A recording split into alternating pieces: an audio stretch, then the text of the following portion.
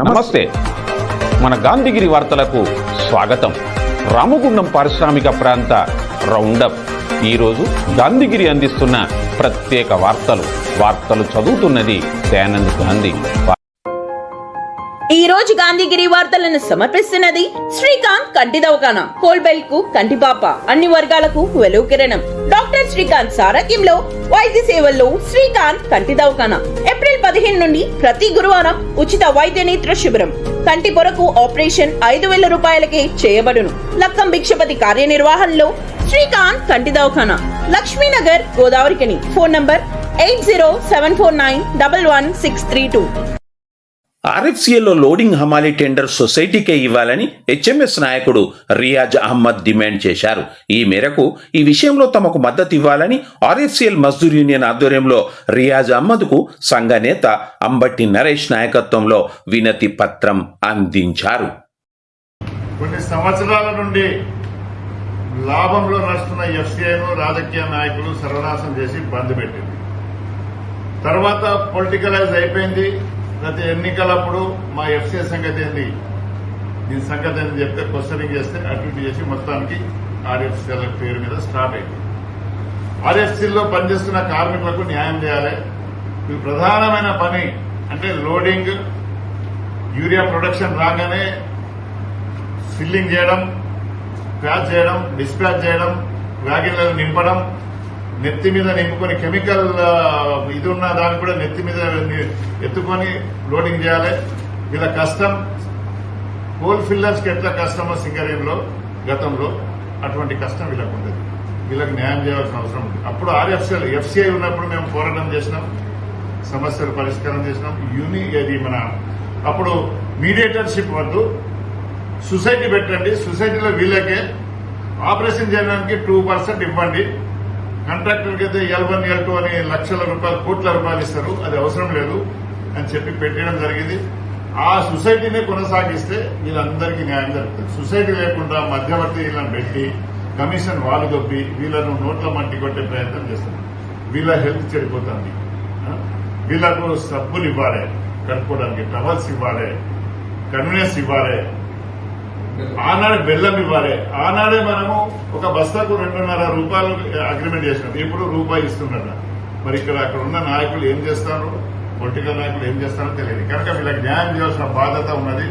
వీళ్ళు తెలంగాణలో రైతులకు యూరియా దొరకక తిప్పల పడతారు, ఎక్కడెక్కడ కొనుక్కొస్తారు. ఇంట్లో తీసిన యూరియా ఫస్ట్ ప్రియారిటీ తెలంగాణ రాష్ట్రంలో ఉన్న వాళ్ళ రైతులకు ఇచ్చిన తర్వాత బయట వాళ్ళకి ఇవ్వాలి.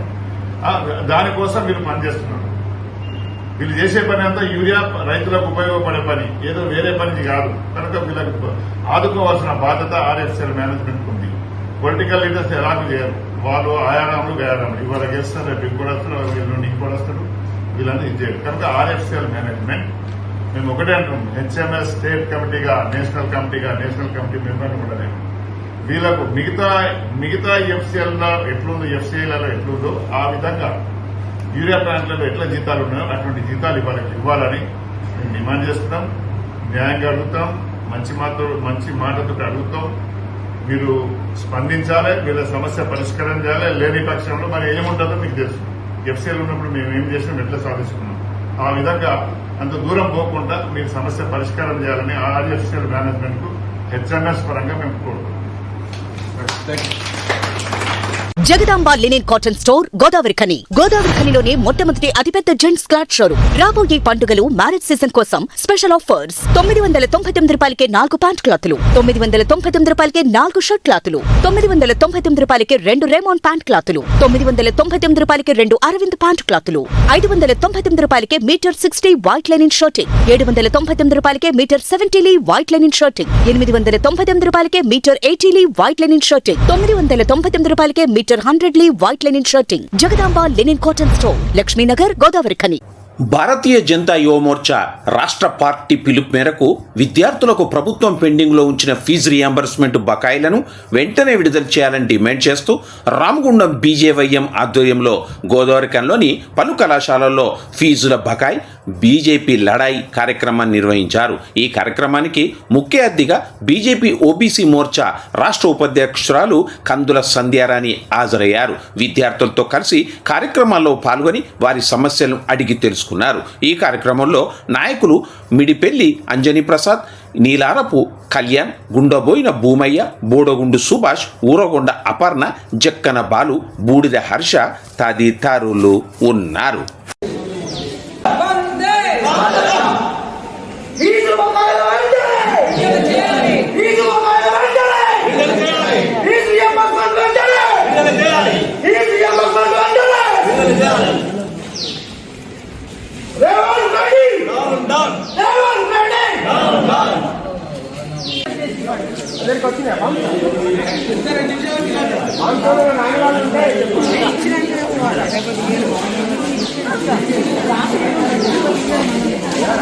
విద్యార్థులు అనుకుంటే ఏదైనా చేయొచ్చు, అవునా కదా? తక్కువలేమా మనం?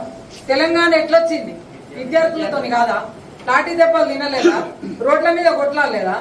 మరి కొట్లాడి తెచ్చుకున్న తెలంగాణలా మనం ఇన్ని అవమానాలు, ఇన్ని ఇబ్బందులు పడతా ఉంటే ఊరుకుంటామా?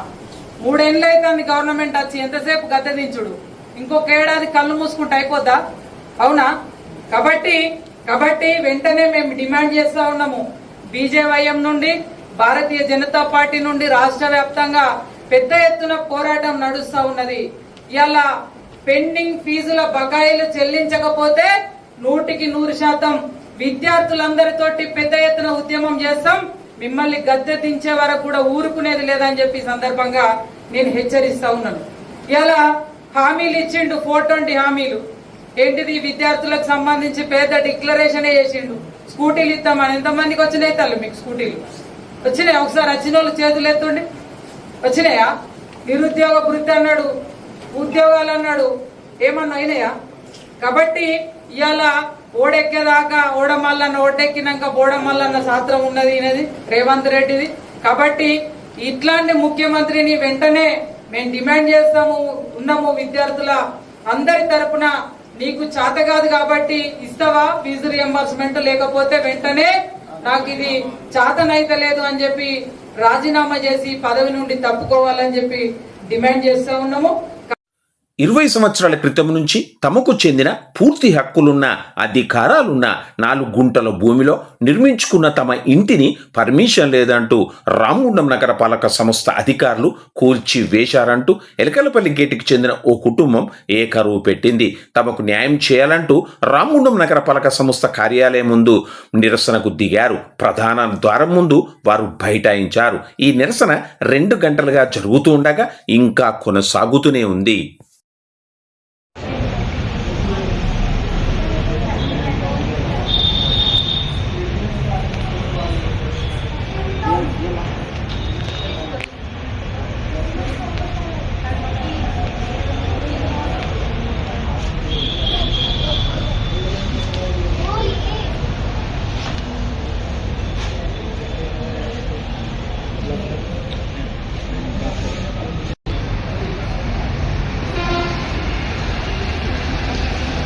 బెడ్లు 7 లక్ష్మీపురం ఏరియాలో జాగా తీసుకున్నాం.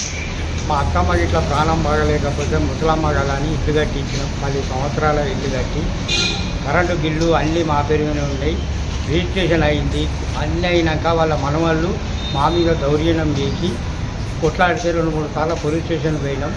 తర్వాత వాళ్ళ కోర్టుకు కూడా ఇచ్చినాం. కోర్టు డిసిజన్ కూడా మాకే న్యాయం చేసిండు.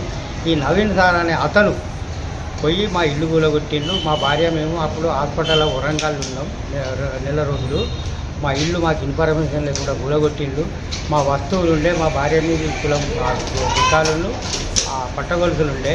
ఇప్పుడు నవీన్ సార్ దగ్గరికి వచ్చి తిరిగి అడుగుతూ ఏమంటాడు, సార్ మాకు న్యాయం చేయాలంటే మీరు ఏం చేస్తారో చేసుకోండి అంటే మీ దిక్కున్న కాడ చెప్పుకోండి అంటే మీరు ధర్నా చేస్తారా చేసుకోండి అని ఆయనే అంటాడు. ఆయనే మాకు నేర్పించిండు ధర్నా చేయండి, ఎవరేం చేస్తారో చేసుకోండి అని ఇట్లా మాట్లాడి. మా హస్బెండ్ వచ్చిన లిఖిత, వైఫ్ ఆఫ్ మీను పృథ్వీరాజు. ఈ పిటిషన్ ఇచ్చి 3 సంవత్సరాలు అవుతుంది. ఇక్కడ మున్సిపాలిటీ ఆఫీస్ వాళ్ళు కూలగొట్టిస్తాం దానికి పర్మిషన్ లేదని అన్నారు. ఎలకలపల్లి దగ్గర ఇల్లు మా భూమిలో అక్రమంగా కట్టిన ఇంటిని, కానీ ఆఖరికి మా ఇంటినే కూల్చేసి పట్టా ఉంది, అన్నీ ఉన్నాయి. అదిన్నే కూలగొట్టించి మీకు దిక్కున్న కాడ చెప్పుకోపో అని నవీన్ సార్ మాట్లాడుతున్నారు. అలాగే నవీన్ సార్ దగ్గర క్యాబింగ్లో ఉన్న వాళ్ళకి ఆడపిల్ల అన్న రెస్పెక్ట్ కూడా లేకుండా చేయనికి మెడలు పట్టి దొబ్బుతా అంటుండు. నన్ను దొబ్బుతాడట. అయితే దొబ్బినాక మాకి మాత్రం మా 4 గుంటల భూమి మాకు కావాలి, లక్ష్మీపురంలోది. కాలులో కొట్టి మా ఇంటికి తగిన నష్టపరిహారం మాత్రం మాకు చెల్లించగలిగి మాకు తగిన న్యాయం చేయగలరని కోరుకుంటున్నాము. అయ్యా, నేను నా కొడుకు పుట్టక ముందు కొన్నా భూమి, కూరగాయలు అమ్మిన, కొన్ని రోజులు రేట్ల చేసిన కాంట్రాక్ట్ కింద పైసలన్నీ నేను ఏదో కూడా పెట్టుకొని నేను నీళ్ళ పోసి ఇంత ఇల్లు కట్టింది ఉన్నాక నా ఆరోగ్యం బాగుంటలేదు. అమ్మ ఒక్కదాన్ని ఉండద్దని ఆడ ఉంచిండు నన్ను కొడుకు దగ్గర కరీంనగర్. ఉంచి దవాఖానలో బాగుపడ్డ వల్ల మేము అడిగాము. కాకపోతే ఇదే తాళం పెట్టుకొని వచ్చినాం. తాళం పుట్టినాకనే ఈ ముసలామెకు ఇల్లు కట్టి మేము పోయే వరకు అడ్డు కూడా పెట్టారు. ఇట్లా ఇదేం న్యాయం అంటే మాకేంటి మున్సిపాలిటీలో చెప్పుకోకూడదని అన్నారు. చెప్పుకుంటే ఇది ఎక్కడంటే ఆయన ఏమైంది తోడు గుంటలు 4 గుంటలు నేనుగా కొనుక్కొని 10-15 సంవత్సరాల కింద నేను ఇల్లు కట్టి 10 ఏళ్ళు అయినా ఇంట్లో ఉన్నావు, నన్నే అన్యాయం చేస్తావా అనే తల్లి కదా. నేను కోడళ్ళు మనవళ్ళు ఎవ్వరు పట్టించుకోలే. బయట మంచిళ్ళు కూడా దానికి ఇవ్వలే. ఆ గోస చూడలేక బిడ్డ ఇల్లు కట్టి ఇక నువ్వు బిడ్డవు కదా అని ఉండి నన్ను ఇంత అన్యాయం చేసి మంచాను. ఇక నేను ఆరోగ్యం లేక ఉంటే ఇంత పని చేసేది ఇల్లు కూలగొట్టి మాకు తగిన న్యాయం చేయాలి. నేను అన్న కొడుకు కదా అని నేను సఫలం పెట్టితో లేదో దేవుడు చూడాలి. అదొకటి అన్ని అవసరాలు వచ్చే చూస్తున్నారు. ఒకరికి టీచర్ పని, ఒకరికి ఇద్దరు కాంట్రాక్టర్లు. మా అబ్బ 10 ఎకరాల భూమి ఇంటికి చెరువు కింద పోతే దెబ్బ వస్తే. ఇంతటితో గాంధీగిరి వార్తలు సమాప్తం. నమస్కారం.